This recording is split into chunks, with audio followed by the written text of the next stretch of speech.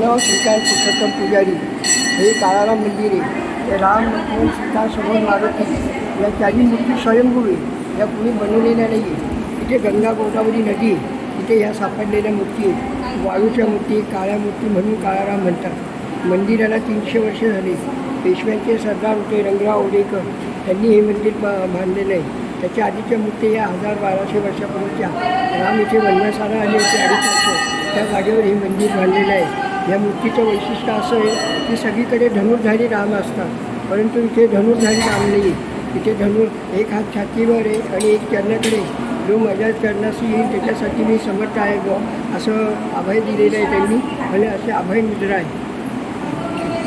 नमस्कार मित्रांनो, आज आपण नाशिकच्या पंचवटीतील अत्यंत पवित्र आणि ऐतिहासिक अशा काळाराम मंदिराच्या दर्शनासाठी आलो आहोत.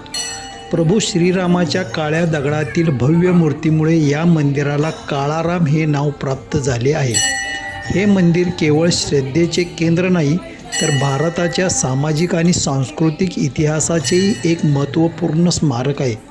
आपण पाहत आहात ते हे भव्य मंदिर 18व्या शतकात सरदार रंगराव ओडेकर यांनी बांधले. संपूर्ण मंदिर काळ्या बेसाल्ट दगडातून हेमाडपंथी शैलीत उभारले गेले असून प्रत्येक दगडावरील कोरीव काम त्या काळातील उत्कृष्ट शिल्पकलेची साक्ष देते.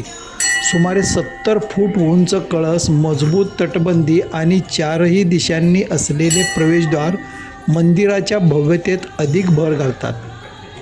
आता आपण मंदिराच्या गर्भगृहात प्रवेश करतो. समोर विराजमान आहेत प्रभू श्रीराम, माता सीता आणि लक्ष्मण यांच्या काळ्या दगडातील अतिशय सुंदर आणि तेजस्वी मूर्ती. या मंदिराला धार्मिक महत्त्वाबरोबरच ऐतिहासिक महत्त्वही आहे. सन 1930मध्ये भारतरत्न डॉक्टर बाबासाहेब आंबेडकर यांनी येथे मंदिर प्रवेशासाठी ऐतिहासिक सत्याग्रह केला होता. समानता आणि सामाजिक न्यायाच्या लढ्यातील हा एक महत्त्वाचा टप्पा मानला जातो. त्यामुळे काळाराम मंदिर हे श्रद्धा आणि सामाजिक परिवर्तनाचे प्रतीक म्हणूनही ओळखले जाते. रामनवमी, दसरा आणि गुढीपाडव्याच्या काळात येथे हजारो भाविकांची उपस्थिती असते.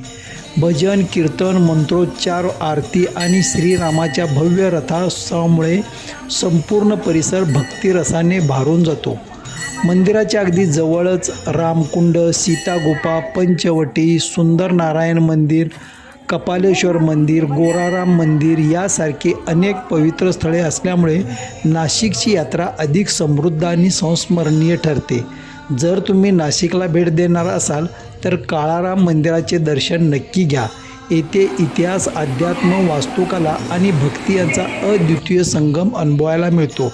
हा व्हिडिओ तुम्हाला आवडला असेल तर व्हिडिओला लाईक करा, आपल्या मित्रासोबत शेअर करा आणि अशाच धार्मिक व ऐतिहासिक स्थळांची माहितीपूर्ण व्हिडिओसाठी आमचे चॅनेल नक्की सबस्क्राईब करा. जय श्रीराम.